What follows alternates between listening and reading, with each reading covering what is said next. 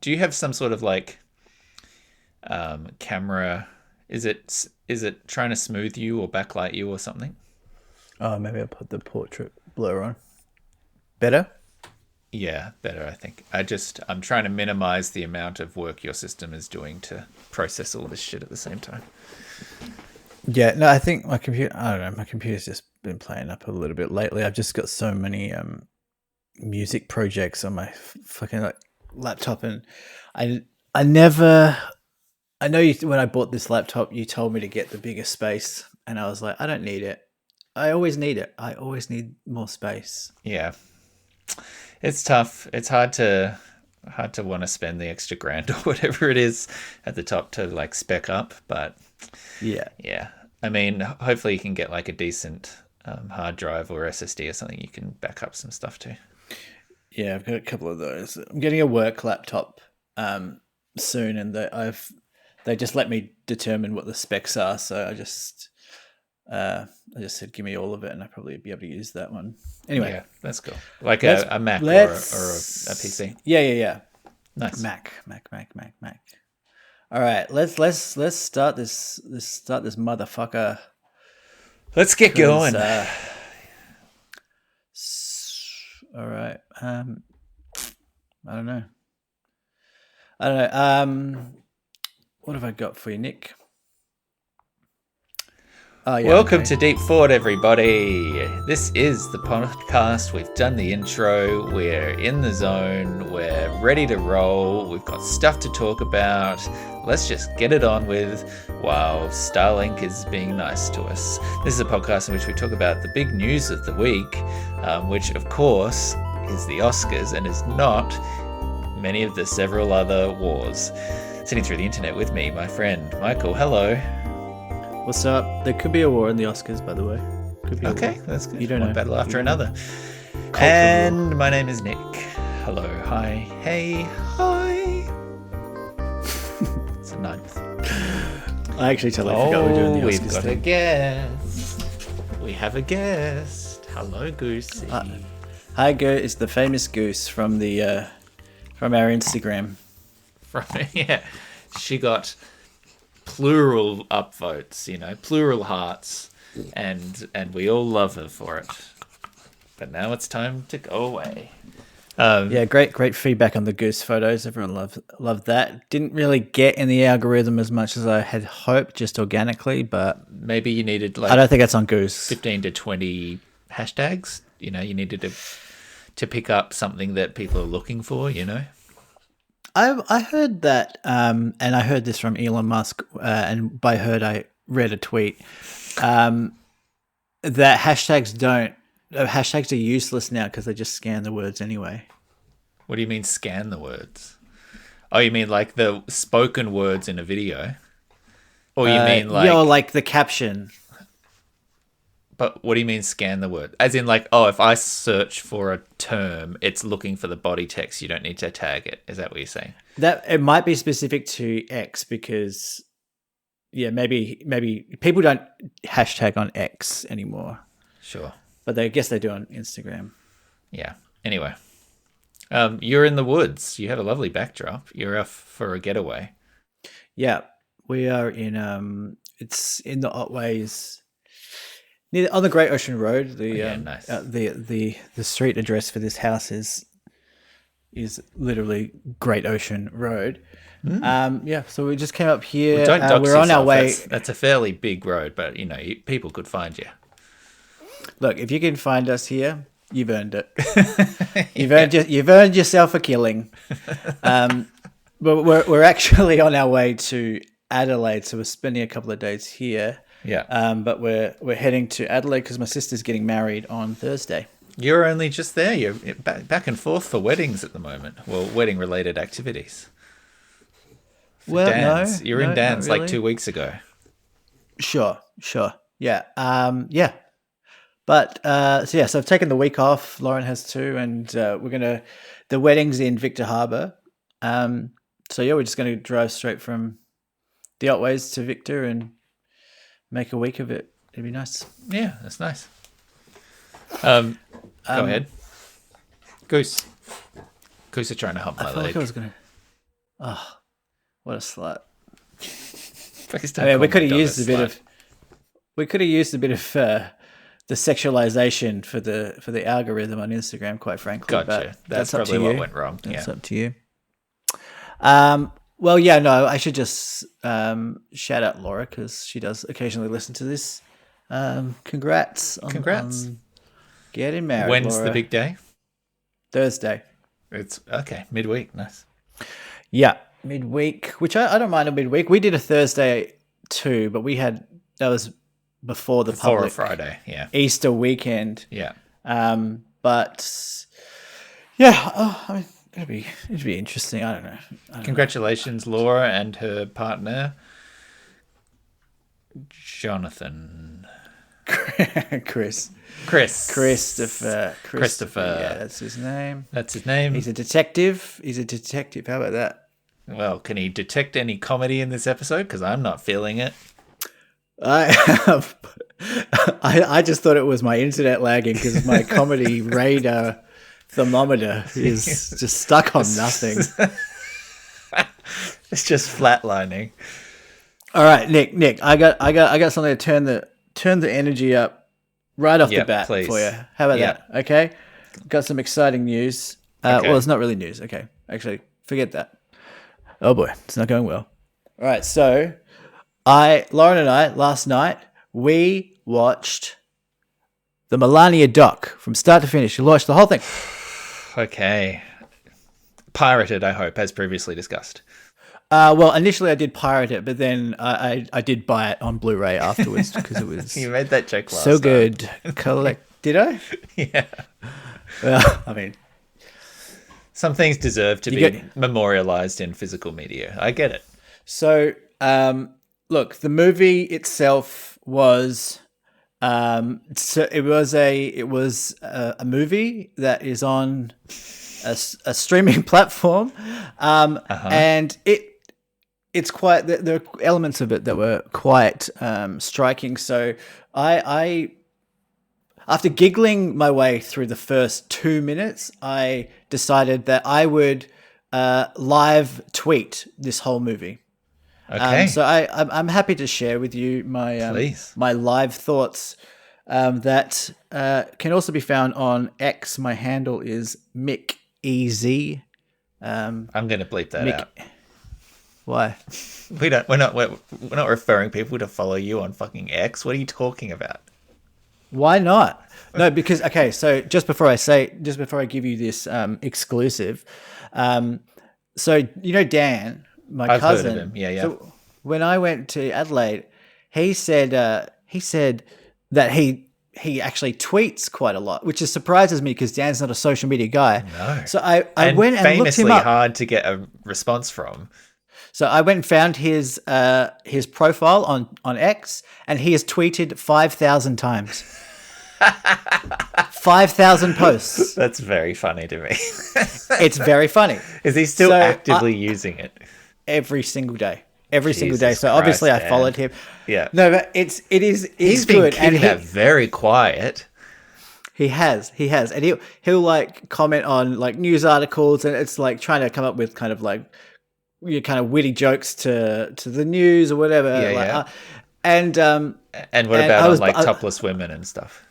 Well, Grok just generates those, so you can. That's really Fair. easy. So I was as baffled about this as you are, and then I said, "What? Like, what's in it for you? Like, do you have followers?" And he's like, "No, but it's just like, it gets me in a kind of creative mindset where I'm trying to think like what could be a joke that I could efficiently post about X, Y," and he convinced me. And I was like, "That's actually really good. Like, I want to go through that exercise." So I've started doing the same thing now. So I am posting fairly frequently on X. So yeah, MickEZ. E is just the E, the letter, and Z is ZEE. You'll work it out. Wait. So the E is just the E, but the Z is the ZEE? Is that what you said? That's correct. That's correct. So it's MICKEZEE. That's correct. Mick-a-Z. That's Mick-E-Z. I thought it was cute. Yeah, okay. Well, all right. I'm glad that fucking 20 years after Twitter became a thing, you've worked out why people liked it. But cool. I'm excited for you both. No, but this is why, Nick. So obviously X has devolved into something other than what it originally started as. And so I used to have it for work when I worked at the zoo. And so I've got like 50 followers from there, but none of my friends, no one that I actually know in real life, apart from Dan, uses X anymore. Yeah. Which would ordinarily mean that you don't have like a network or whatever, but I realized that what it actually means is that I'm basically anonymous. So it's not like Facebook. So I'm more free. And also the Twitter algorithm is so schizophrenic that, you don't have to have many followers to, put out something that just hits the algorithm. And, Dan's got a couple of tweets that have gotten like 20,000 likes, so it's kind of exciting in that way. Cool. All right, so I'll give you this exclusive. Well, I guess it's not an exclusive, is it? Yeah. By the way, also this is actually catching us up on something you exclusively gave to X and to Grok. Yeah, and Elon. Actually, Dan's verified as well. So he told me that he's not. Oh, Dan. He told me that it just appeared. A blue tick just appeared on his. No. That's what he's paid for it. I know, and he's embarrassed. Yes. By the way, I know I'm jumping around here, but he doesn't really listen to this show, but he did happen to listen to last week's episode because he thought I might have a story about his engagement party. So that's been the first one he's listened to in a while. So hopefully he's listening to this one. Yeah. All right. So Melania the movie. Okay. Yep. Amazon. The director has been Me Too'd. Former director of Rush Hour. Yeah. Brett Ratner. Yep. Not a nice guy. Famously one of the most cut and dry cases of being an absolute piece of shit. Yeah, no ambiguity with Brett, but boy, can he direct a propaganda documentary, I tell you what. All right, so I'm just going to kick this off. Oh, wait. He's scrolling, listener. He's scrolling through his feed. He's trying to pick out Here we the go. one. Here's my thread, my viral thread. So just picture this: you're sitting home on the couch. You've booted up Amazon. You're settling in with a slice of Terry's chocolate orange and a sarsaparilla, and you're ready to watch the Melania documentary. Yeah. And then sitting next to you on the couch, you got a friend Mickey Z, and he's here to give you a little bit of running commentary. Here we go. All right. So kicking off with some positives first. The score of this film is genuinely incredibly beautiful. It is. Okay. It is kind of weird. Who did it? No idea, but I'm assuming there are rapists as well. I assume all the for legal purposes, that is a joke, and there is no disparaging. Allegedly, this is not. No, it's not even allegedly. It's not based on anything other than you just made up a joke. No, my assumption is alleged. Okay, Laura, we need your help. All right, so next one. The film follows Melania's many creative endeavors within Mar-a-Lago, from picking the curtains for dinners to picking the tablecloths for other dinners. Good. Next one. She clearly has a flair for design. In fact, she reveals early in the film that she has a degree in architecture and design from the University of Slovenia. Didn't know that. Okay. Now, a quick fact check reveals that she may be using the word degree liberally here, considering the University of Slovenia does not technically exist. But honestly, a degree ain't going to give you the talent for choosing the right shade of gold that oozes from Melly T. Was that how she refers to herself on the doco, as Melly T?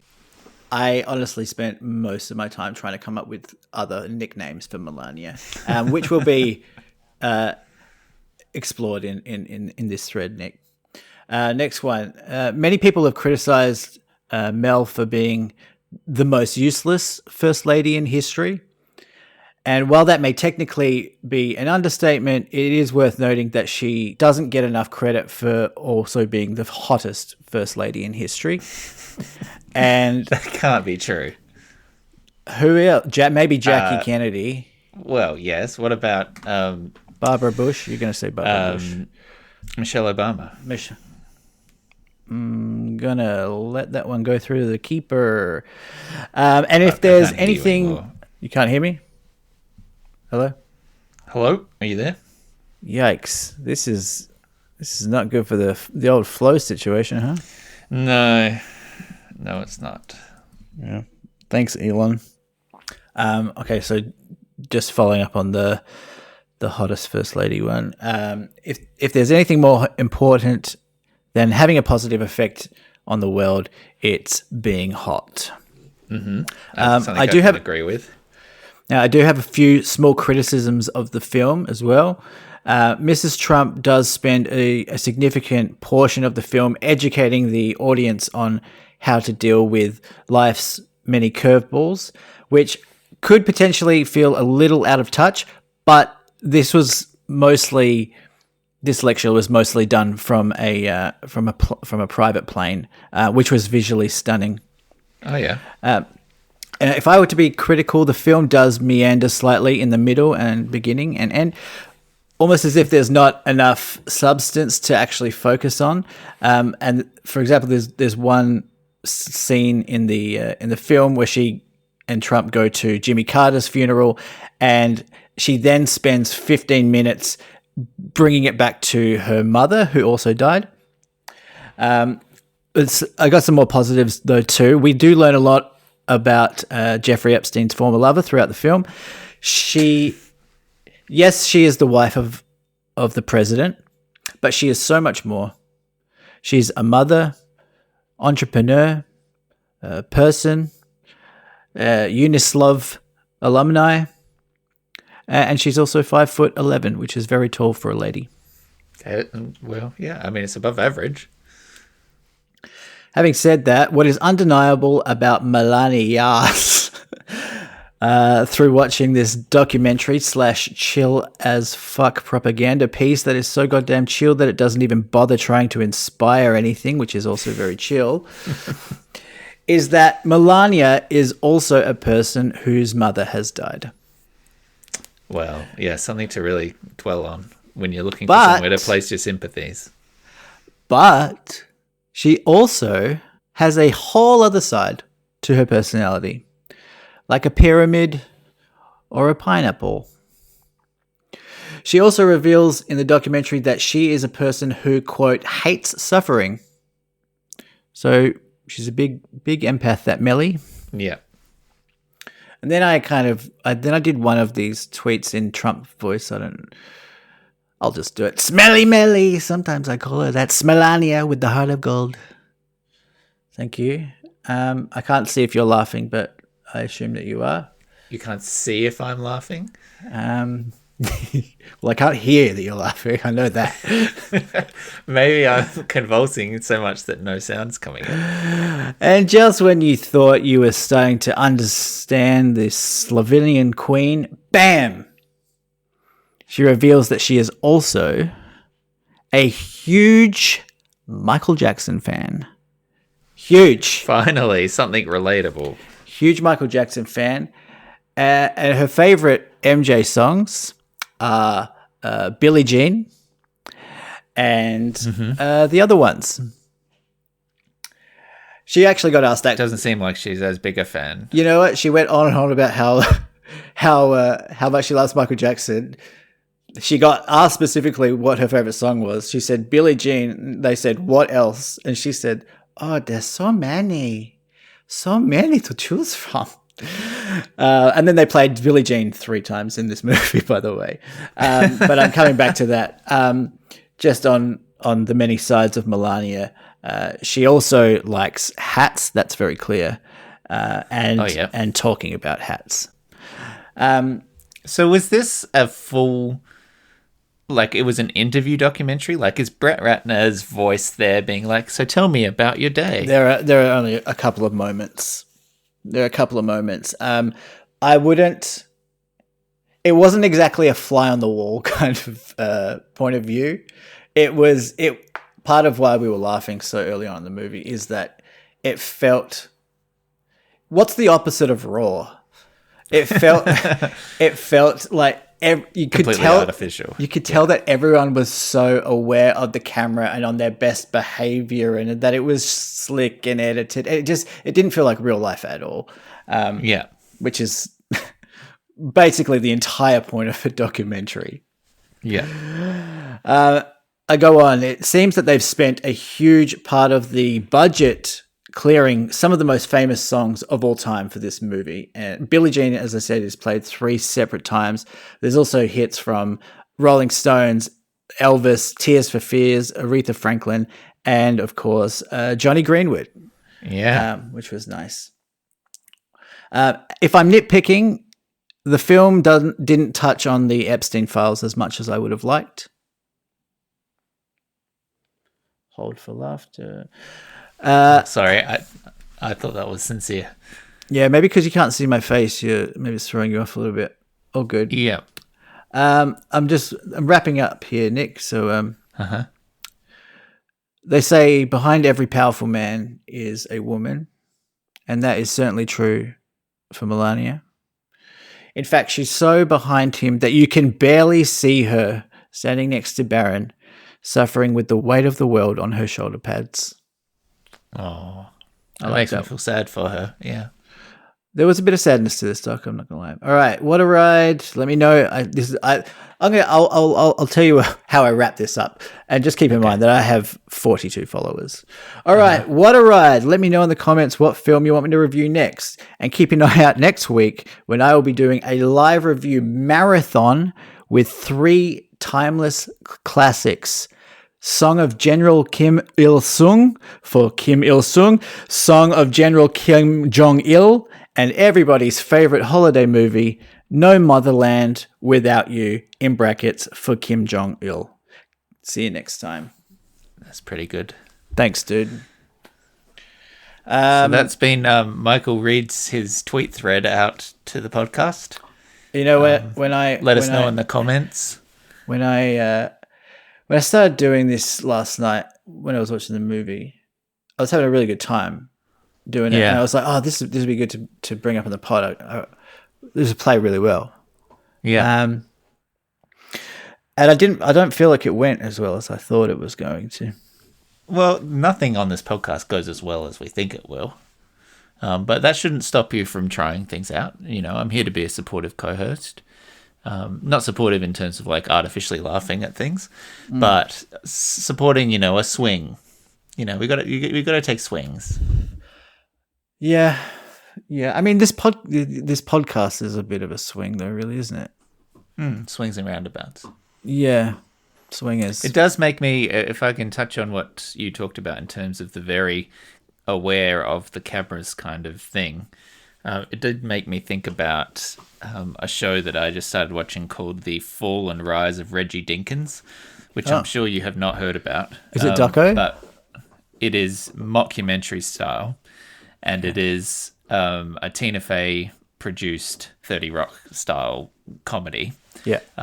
With Tracy Morgan and Daniel Radcliffe, and Tracy Morgan is a ex-football player who's trying to like have a documentary about him to get back into the limelight. And it's the exact same thing where he continues to like wear a tuxedo to breakfast and all of these things of very artificially trying to look a certain way and play a certain way. And it felt to me like that's how you were describing Melania, like turning up and roasting a turkey for breakfast in a tuxedo. Yeah, I mean, look, I don't think we expect kind of that authenticity from Melania. It is, at one point, Lauren did actually say, is this AI, like is the voiceover AI? Because she does, I mean, I know English is her second language, and I don't like making fun of people for the second language, but I think I'll make an exception here. She sounds so robotic and scripted that like I don't feel that she understands the words coming out of her mouth sometimes. It does seem to me like she speaks so infrequently that every time you do hear something, it's like a shock to me. She just seems like a silent kind of background character. I mean, that's exactly what she is. I guess she probably hoped that she would be in her life. But I mean, look, she doesn't look like she doesn't. I don't feel like she has a lot of substance to her personality. But you can't all be like you and me, Nick. You can't all be enigmas Deep wrapped and up in complex, yeah. Now let me ask you a question about what is Peter the Dinking and the Dennis Dinking. What was the show? Fall and Rise of Reggie Dinkins. Close. Now, is Tracy Morgan a funny guy? I think his delivery is quite good. I think he does have a sense of comedic timing, but I would not say he's the most versatile star. But they wrote around that. Like, that's a deliberate choice you make. You don't put him in a show without knowing what you're going to get. So yeah, I think he's funny, but I'm not convinced of the show as a whole yet. I think I've only watched 2 or 3 episodes, and most of these things take a bit of time to sink in. But every time I see Tracy Morgan on screen, I'm like, oh, all right. You know what I did like of Tracy Morgan's? His 60 Minutes interview with Anderson Cooper when he talked about his injuries from that car crash. Yeah, I was like, finally, you're talking like a real person. Yeah, I mean, I'm glad to see him back, but I don't think that he has huge versatility. But I'm enjoying the dynamic, like Daniel Radcliffe playing a documentarian, fresh out of like an Oscar win, who's then trying to find his next project, is pretty fun. And Daniel Radcliffe has good comedic timing, so it's a fun pairing. I mean, can I be honest? I don't think Radcliffe listens to this. Okay. I don't like Daniel Radcliffe. I think he's a nice guy and everything. Everyone loves Daniel Radcliffe. I mean, he's earnest, and I like. Sometimes I see clips of him, but and he's doing theater and he's interacting with the crowd. I'm like, oh, that's nice. But like, he's led a very interesting post Potter career. Going on to Broadway and doing all these smash hit shows. Like, he's genuinely good at what he does, and he turned out normal, which is more than you'd expect for a lot of kids in the Hollywood system like that. Yeah, I guess all those Harry Potter kids, didn't they? They did. They all turned out normal. Which is cool. What's that about? And J.K. Rowling. Yeah, and everything else was fine. Yeah. Now, do you want to, while we're on movies, I know you don't want to do this, you don't care, but the Oscars is on Monday. I'm very excited for the Oscars. I don't know. Every time the Oscars finishes and I sit through the entire thing and I get excited about it in the lead up, I think after it's finished, why the fuck do I care about this? It's such bullshit. But do you, in the sense that you didn't enjoy yourself when you watched it, or just in the sense of like, this is so arbitrary? It doesn't. If you think about it for even 5 seconds, it doesn't make any sense. Like, first of all, just turning art into a sport, which is kind of what it is. Like judging, which is the best picture of the year.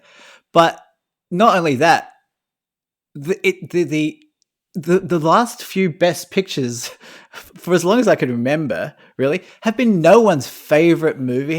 Have not been. What does the best picture mean? I mean, it's like, and then people get up there and they, if I won an Oscar, I would be, thrilled as well, and hopefully one day I will.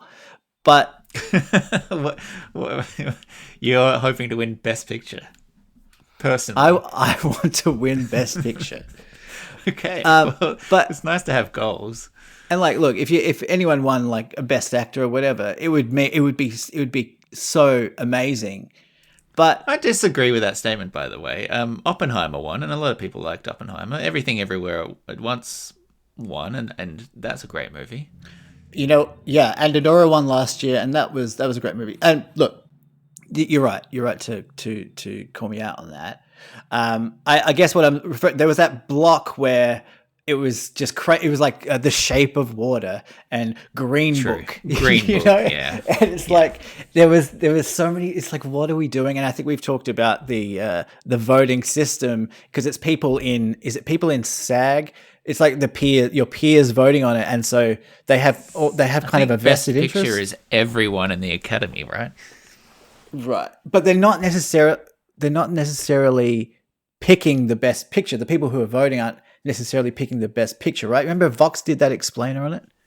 Yeah, I don't know that I watched it, but I'm pretty sure with Best Picture, everyone votes.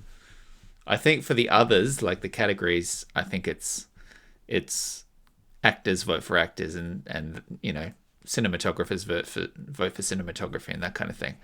Sure. But I think for Best Picture specifically, all of them vote. Yeah. Well, I guess my point is that, like, I mean, just comparing movies just seems so silly, and even the voting system, like even the reason why we get people voting Best Picture for like something like Green Book, which no one's seen since it came. No one's seen a second time. No one's got the Blu-ray of Green Book in their house. Is that there's like a cultural element to it, and now there's like, kind of people feel like they should, if it's like a minority movie, it's an like, endorsement. Let's like artificially push this, and so it's just, the whole thing is just kind of bullshit. But I don't know. I'm here, and it's Saturday, and I'm excited for Monday for the Oscars.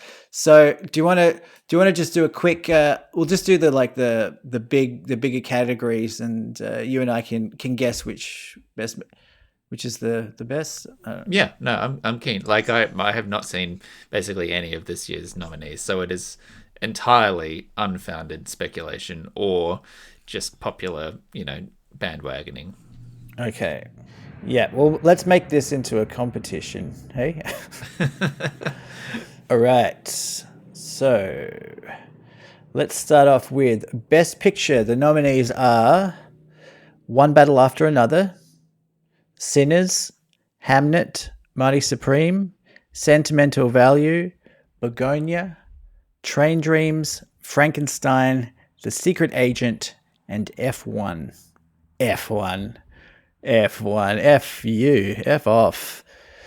F1. This is what I mean, Nick. Like, why the fuck is F1 in here? Like, I watched that movie on my phone, kind of like not on my phone, but I didn't care about the movie, so I was just, I don't know if you've seen F1, you probably haven't, but it's like it's a fine movie, but it's like, it is right down the line of, just trying to appeal to a broad market.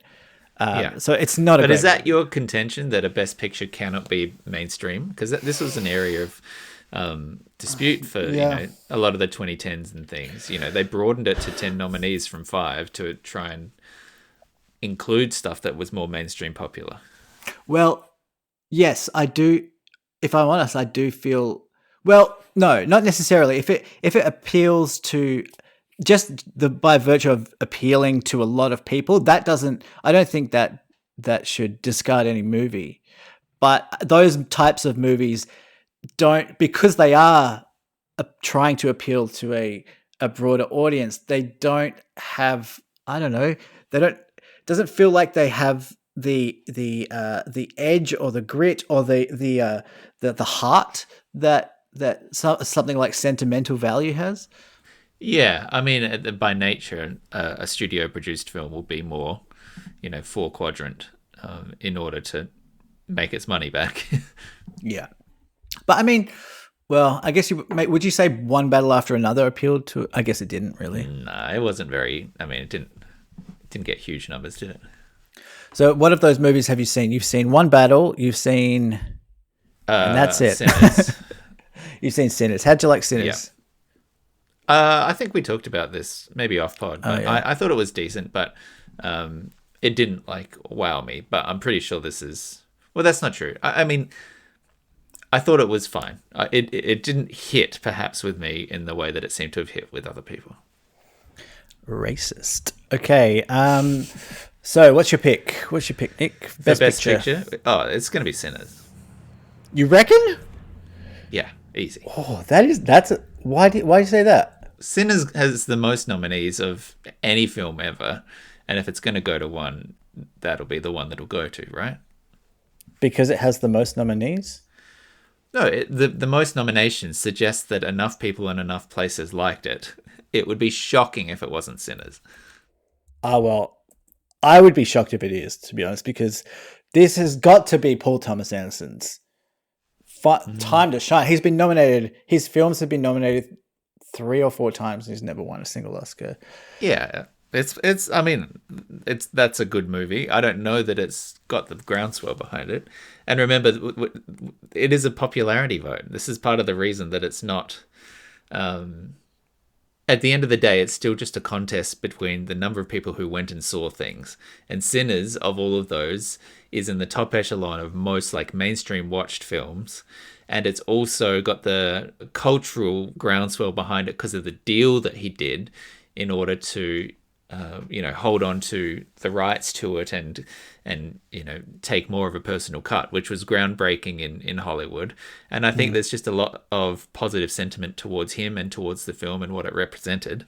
I mean, I liked One Battle After Another, obviously, but I would be shocked if it won. I think Sinners has to take this.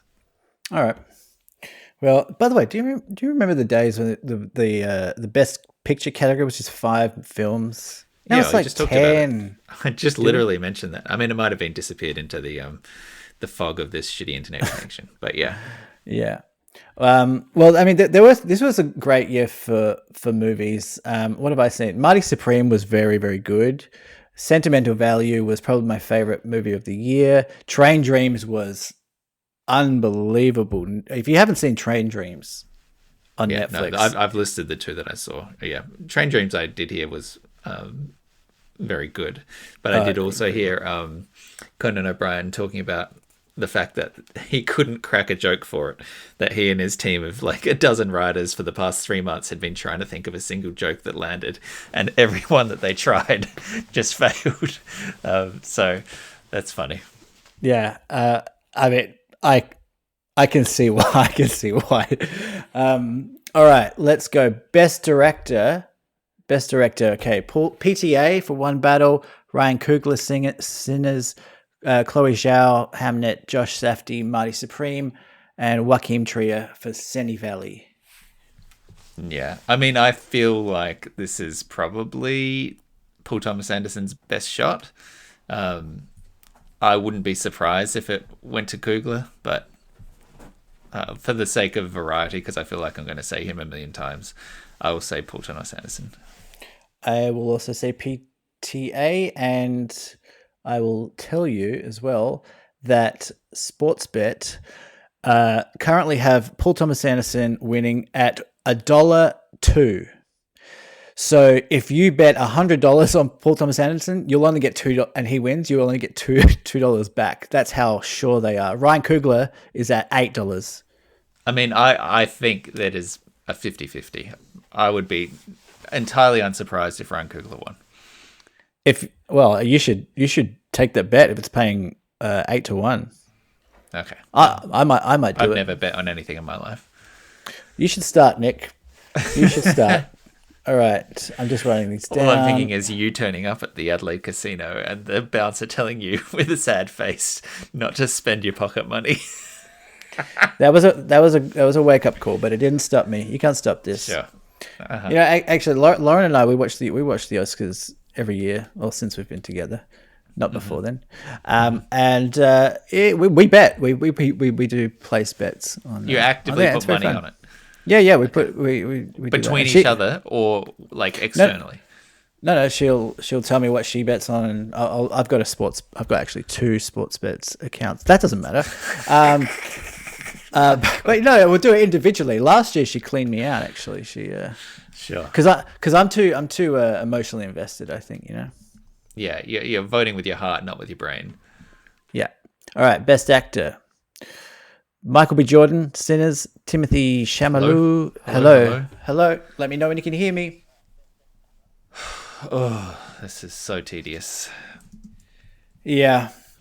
Yeah. Well, do you want to keep going? Like, No, we'll push on and there's no like data caps or anything on your Starlink that might be.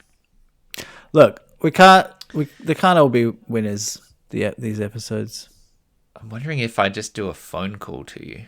That might be worse, honestly, because I don't have reception on my phone. Oh, you don't have any reception. You're not in bar. any sort of. It's not good.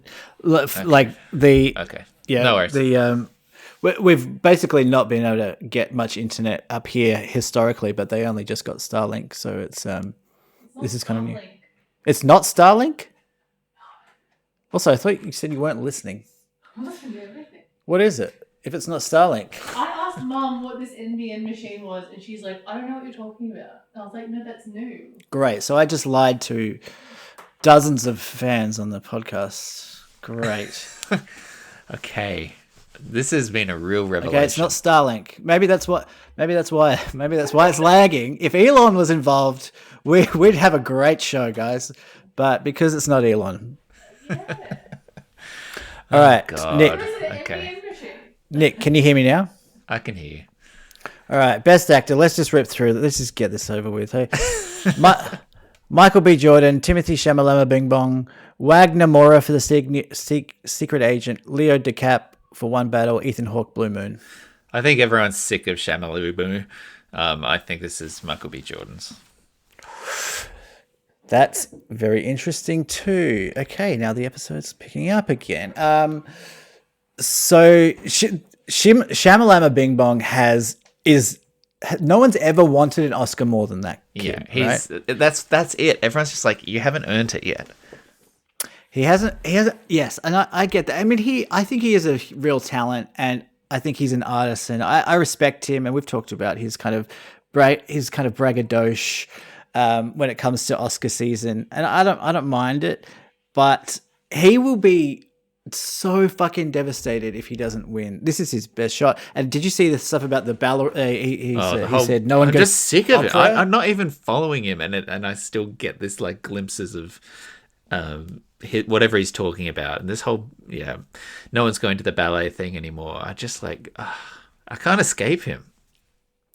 Yeah, I mean it's Oscars. I guess it's the Oscar season that you can't escape him. But it is so funny. Like I'm curious about what's going on behind the scenes, because you've probably seen these articles saying, well, with these comments about the ballet and the opera, Shamalumu has ruined his chances for an Oscar. But voting was already closed, right? I saw that. But yeah, I don't know. I kind of hope he doesn't win, but in a mean way. Like. I mean, I don't think you needed to qualify it was in a mean way, because you hope he doesn't win. I will say I love Ethan Hawke, and I think I'd love to see him win, because he's just a good dude. And the one that people have actually actively said is the best performance, just objectively, I think is Wagner Moura from The Secret Agent. But I haven't seen it. I don't know that he's going to win, but I just think of all of them, that's the one that I seem to see people talk about most favorably. Yeah. I like Michael B. Jordan, and I liked what he did in that film, but I don't think that's a film that really that is really a showcase for acting per se. Sure. Yeah. But Michael B. is your pick? I think that's probably I mean, I do genuinely think Sinners is going to clean up with like at least 6. Okay. I'm going to go with Shamamu. And just so you know, Michael B. Jordan is the front rider, $1.67. Timothy Chalamet, $2.50. I'm interested that what's Ethan at? Leo, Ethan's last at 21. Interesting.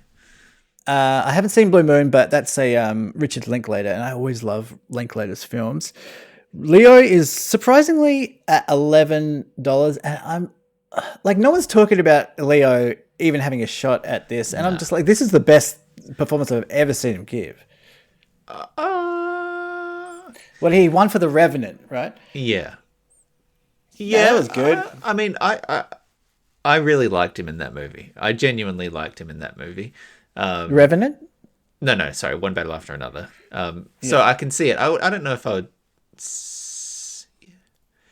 It's a pretty quiet performance, I suppose. He's not. He's in the vicinity, but he's not the showcase. And I think the classic adage of the Oscars is not the best, it's the most, right? It's not the best editing, it's the most editing, and it's not the best acting, it's the most acting. And I think perhaps that's why it's a little bit out of the running here, because with Michael B. Jordan, the narrative is he did it twice. He was in two. He's two of them. He did the whole thing. He was, and with Chalamet, it's like I'm the star. I'm the main, the guy. I'm supreme. Yeah. So yeah, I don't know, and I feel like they think Leo, he got one. He already got one, But this one, I mean, well, I'm just. I think they like here, but it's like, why are we calling it Best Actor when people are doing calculations like, oh no, he already got one, so we have to give it to something. Like that doesn't make any sense to me. But yeah, I guess I don't know. Best Actress. Yes. All right, I don't think you've seen any of these movies, but take a swing, baby. Jessie Buckley. For Hamnet, Rose Byrne, If I Had Legs, I'd Kick. Did you see that one? I hadn't, but I do want to see it. I'm interested in it from the Rose Byrne angle and from the Conan angle. It's very good. It's very good. Great movie. Emma Stone, Begonia, Renate Reinsve for Sentimental Value, Kate Hudson for Song Sung Blue. Kate Hudson, go on. Oh, good for her. Oh, well, no, good for her. I think when it comes to these kind of nominees, sometimes the most seen movie is the one that gets the most votes. And I don't know that any of them really were seen that much. Maybe Begonia, but I feel like Emma Stone, again, they've given it to her. So I'm going to say Hamnet because everyone I know talks about Hamnet.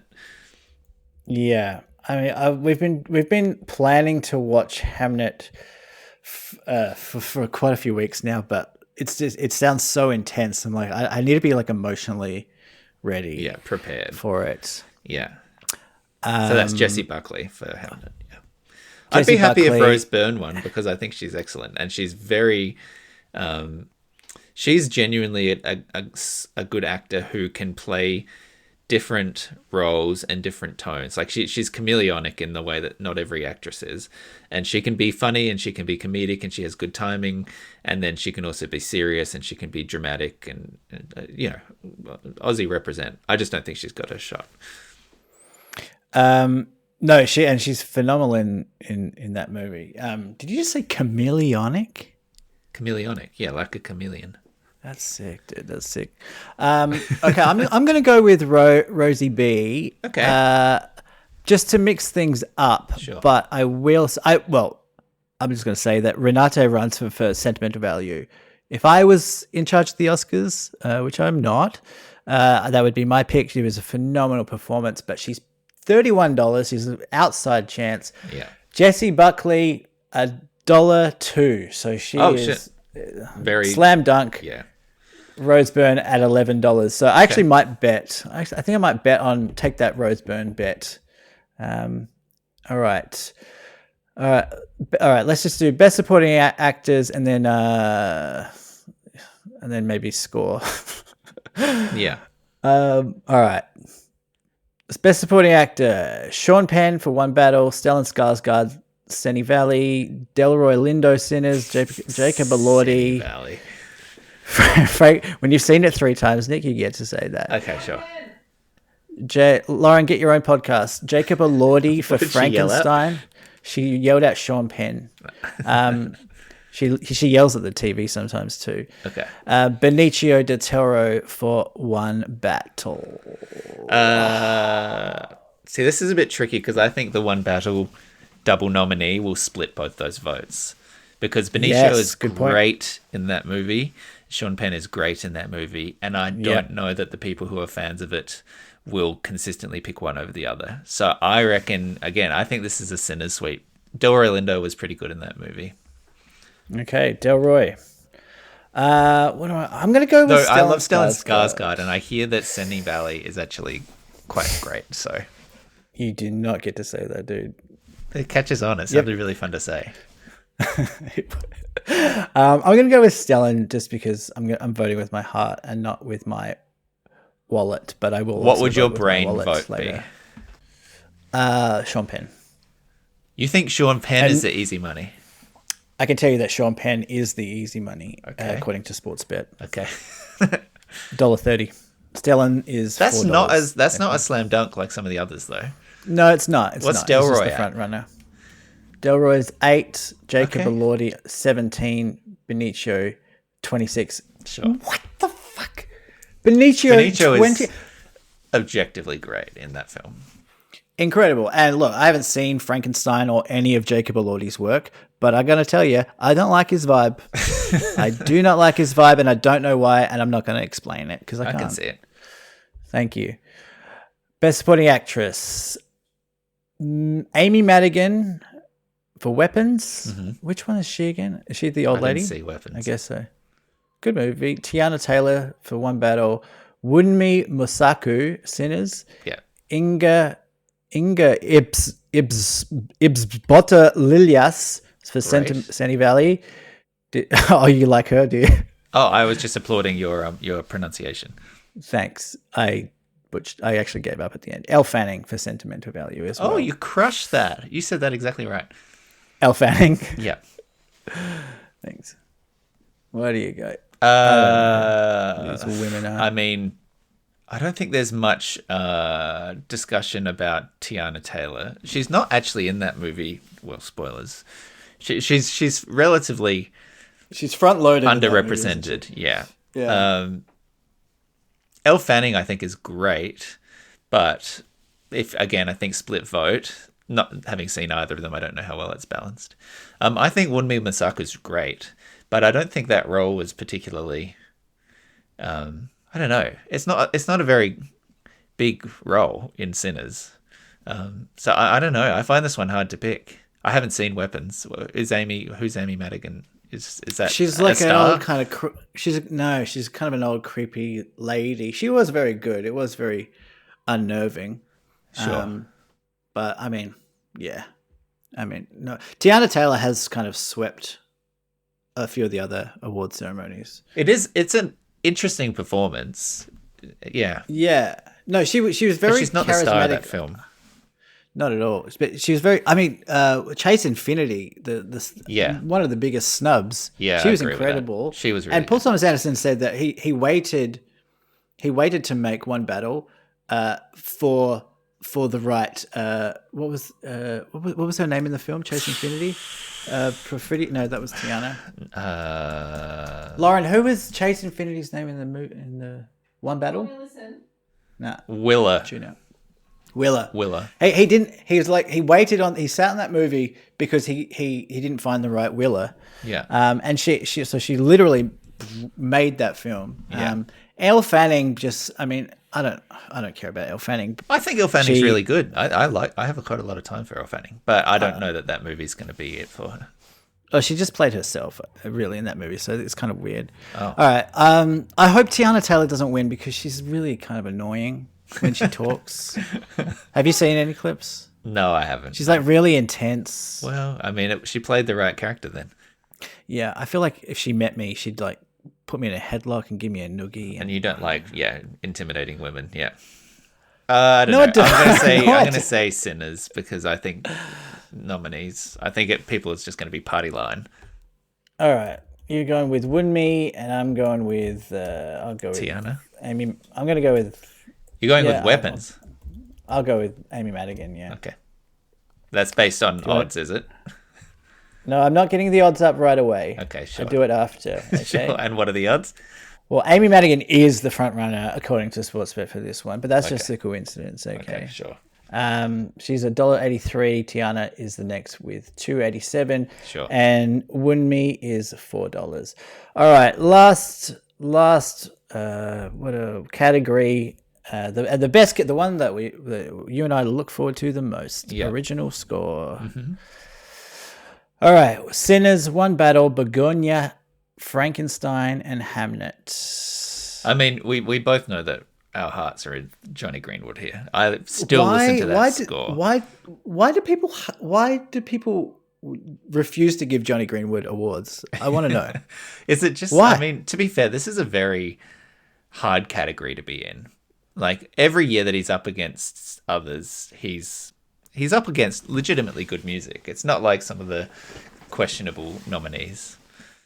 I mean, like, sure, but like, what has he lost against? Because the one battle score, I mean, I've seen half of the movies in this category, so maybe I can't. I mean, I've seen the trailer, but I just know that it's not going to be as interesting and as epic and as beautiful as what JG did. Have you read through the nominees? Yeah, Sinners, One Battle, Begonia, Frankenstein, not the people. Hamnet. Yeah, not the composers. So you want the composers? So Hamnet is Max Richter, right? And he is famously like heart-wrenching, emotional. I did not know that. Yeah. Okay. And I like Max Richter. Yeah, and Frankenstein is Alexandre Desplat, who's also very good.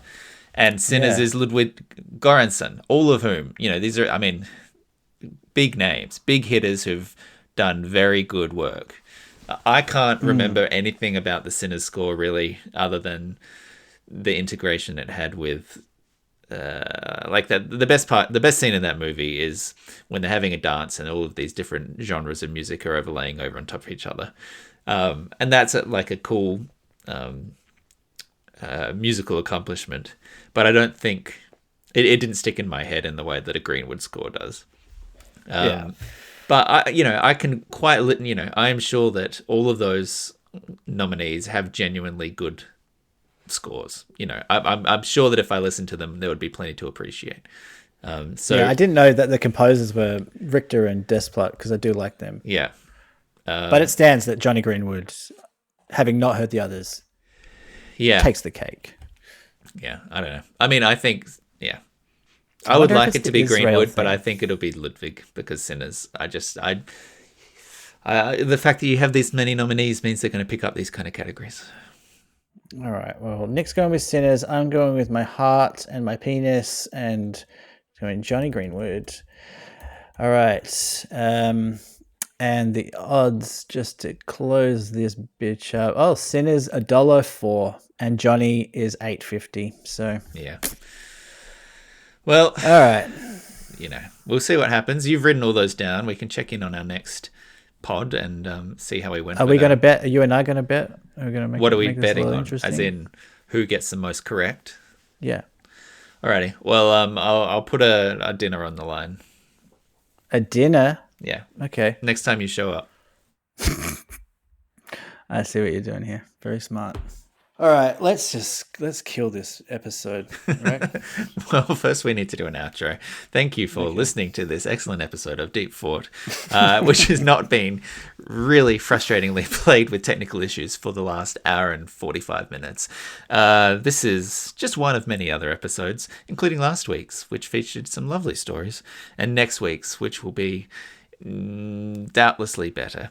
You can get in contact with us with an email to deepfort@gmail.com. You can reach us on Instagram. You can send us messages on Facebook. You can just generally invest in Elon Musk so that he can cover the globe in satellite-based internet. Hell yeah. And make this not happen in the future. I am going to ask about comment of the week, dude. Do we have a comment of the week? Well, let's see. Play the jingle. Comment of the week. Yes, we have a comment of the week. Okay. This week, I'm guessing it's from Ben Quaid. What? I don't know what's happened. Someone needs to do a welfare check on Ben Quaid because he did not comment on the last episode. If you live in, does he live in Christchurch? He does. I should go knock on his door. Go knock on his door to see if he's alive because I assume he's dead. All right, so I don't know who this person is, Nick, and that's very exciting. I think I'm hoping you don't either. It's Mauve, Mauve, Mauve, yeah, Mauve. How have you never encountered that before? Yeah, good question. We'll reveal that on the next episode, maybe. So Mobs on the last episode, like a lead balloon, says, "I'm so relieved you asked Nick when he started eating the Uber Eats." Okay. Referring to your story about having the health inspector, the EPA guy. Yeah, over. the guy came over to inspect our lead, and simultaneously I received my lunch. Yes, and then I asked you after that story, like when you decided to eat it, Okay. which I was kind of thinking about, and I feel really validated by that comment of the week. So Yeah. great comment of the week. This was from after me Malv. spending 20 minutes talking. How did you still say it wrong? This is after I'd spent 20 minutes talking through the intricacies of the lead poisoning in my backyard, and your first comment was, "Did you start eating lunch when it arrived?" And honestly, I had to hold on to that question for the entire duration you're of the biting your story, tongue. Yeah. and not forget it, and also try and pretend to listen to your story. Yeah. So I get it. very difficult, actually. Yeah, thank you for your diligence, and thank you, Mo, for your comment. I have a myth, Michael. Do you have any myths? Yeah, I assume so. I suggest that we play the jingle.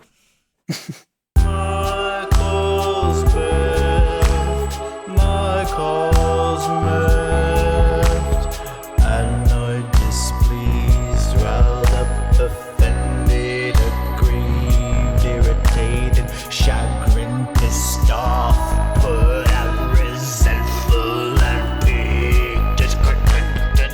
Michael's moved. All right, Michael. This one I think is fairly universal. I'm feeling pretty confident as we go into this. Here's my myth. You go into a bathroom, a fairly nice bathroom, perhaps someone's home, perhaps airport terminal, perhaps corporate suite, somewhere with a little bit of class, you know, and they've got a couple of bottles next to your sink. These are quality hand wash products. And you go out and you stick your hand underneath, you depress the lever, and what comes out, Michael? Cheers. Hand lotion. Oh. Hand lotion, not hand wash. The bottles look exactly the damn same, and you've skipped a step. Now your hand is covered in lotion, and you haven't even washed. That is the most frustrating thing. Why are these bottles always looking the same? Why do they hide what the contents are? If you go into the shower, shampoo and a conditioner look completely different. But if you're at a basin, for some fucking reason, every bottle looks exactly the same. Some of them are even unlabeled. You just meant to like have a crack. You end up with lotion instead of hand wash. Yeah, you know, it's very trendy to not label anything. And why? Minimalism. So annoying. No, I don't think I've encountered hand lotion in a public. Oh, of course, restroom. yeah. This is a high class thing. You know, you're going into lower class bathrooms. I understand. No, well, yeah, no, I am. Yeah, you're right. I mean, well, I'll just say this: Hungry Jack's does not have that problem. Okay. Yeah, though you have petitioned for it. I have. Yeah, they just give you a you sachet can find of that petition on mayonnaise. change.org. Nick will put the link in the description. Yeah. Why is hand lotion? Is it after soap? You wash your hands, you dry your hands, and then you put a little bit of lotion on and you moisturize it. You know, it's the finishing step for a classy person. You get a bit of fragrance. Yeah. Fragrance. It kind of feels like, I mean, if you're putting hand lotion in public restroom, you're kind of asking for people to masturbate in the cubicles, I think. Why? Why? I mean, that's just the first thing that would come to my head. I'm like, I guess this is a masturbatorium. Yeah, come in the stall as well. That's my myth, Michael. Yeah, okay, that's a good one. On that, I am so sick of confused by many things, really. But you know, you go to these bathrooms and it's the automatic air and the soap and everything's automatic, and they've just got a symbol. And I'm just kind of constantly going in front of that sensor, and it's just like I feel like a an wave. Idiot. Yeah, it never works for me. So I just never wash my hands. Have you seen those crazy Dyson taps that look like a fucking, I don't know, like a tricycle steering wheel, like one. It's like a T shape almost. It's like protruding from the wall, and then towards you it has like flanges left and right, and one of them's like a blower, and one of them's the soap. Do you know what I'm talking about? I've got it up right now. I've got Tap Weekly up, and yeah, I mean, this is super complicated. It looks like a drone. You know what? Just simple tap. Don't make it look like a weapon or a tech. Don't make it look like technology. It's just a hole that comes out of the wall. It's a hand dryer tap. It just, I don't know. It feels like we're overcomplicating things at this point. You know what? I'll hot take here, Nick. I don't understand drying your hands on the air thing, on the air dryer thing. I've never done that. I don't like it. I've heard it actually spreads germs more than anything. I'm a paper towel guy, always have been, always will be. But I don't like the blower, the air blower. I don't get it. I don't mind to give Dyson credit. I don't mind like a vertical hand, like a blower, a hand blower valley, if you know what I mean. Like you stick your hands into the machine and then the water comes off and it drains downwards, and often they spray your hands with like a UV blue, which I'm sure doesn't do anything, because if it was strong enough to kill anything, then surely it would hurt your hands. But it feels like it's emotionally doing something. I don't mind one of those, but like the old school sort of like big fat button and like a hairdryer on the wall, I feel like I'm getting more germs from that than I'm leaving behind. Yeah, whatever happened to just wiping your hands on your pants, you know? Yeah, exactly. I don't have anything. I know I've been miffed by things, but I haven't written them down. I've got a spicy meatball that could be. I mean, they're all the same, really, aren't they? Hey, I mean, I made that suggestion when you first proposed. That's a spicy meatball, and you were very insistent that they're different. So, yeah. I mean, it's kind of like I can say it, but you can't say it. Okay, it's sure. my baby. Yeah. My myth / meatball, meatball. Hey, note to mythball. Note to self. New segment idea. Keep myths, keep spicy meatball, but create a new hybrid segment. Sure. Called Myth Meatball. Sorry, just edit that out if you don't want it in. My myth I is... do. All the time. No, don't actually. Whenever I say edit that out, I genuinely in code saying leave it in because I was proud of it. But yeah. All right. Is bacon. Bacon is a myth. But I think bacon is extremely careful. Dangerously overrated. Oh, Michael. Wow. Go on. What? I think it's a bit of a con. I really think that people have convinced themselves that bacon is really great and you need to have it with breakfast, but it's what's so good about it? It's super salty, it's thin, like it's not even that much of it. Like, yeah, it's kind of, maybe it's good on a sandwich, I guess, but I think it is criminally overrated. And I know that all of our Muslim listeners will back me up on this one as well. Sure. So for the first time in your life, you're appealing to the religious vote. Is that what you're saying? Shout out to Mauve. Wow. I mean, I don't know. Are you a bacon guy? That surprises me. I love a bacon. Are you kidding me? Wow. I mean, this is, you know what my go-to when I go out for a brunch? Bacon Benny.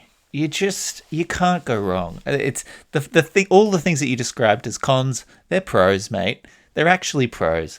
A little bit salty? Ooh, perfect. That's the nice accoutrement. Oh, it's thin. Yes, that's the point. Yes, it's edible. It's delicious. It's the perfect breakfast protein. What, you want to have tofu for breakfast? You want to have a fucking pulled pork? Fucking idiot. What are you talking about? Get the fuck out of here. This is ridiculous. You are bacon. No, I'm sorry. I've had it. I've fucking had it. We're done. I'm just going to repeat that because are you a bacon me crazy with this crazy opinion? I think we broke up, maybe. Just another laugh that was disappeared by technology. Swallowed into the Starlink void. Well, Oh, fuck. fuck. If you honestly, can you let us know if you have actually listened to this entire episode? I'm very curious. And if you have, what's going on and why don't you have better things to do? You know what this is going to... We're going to get a comment from Ben Quaid next week. Of course we are.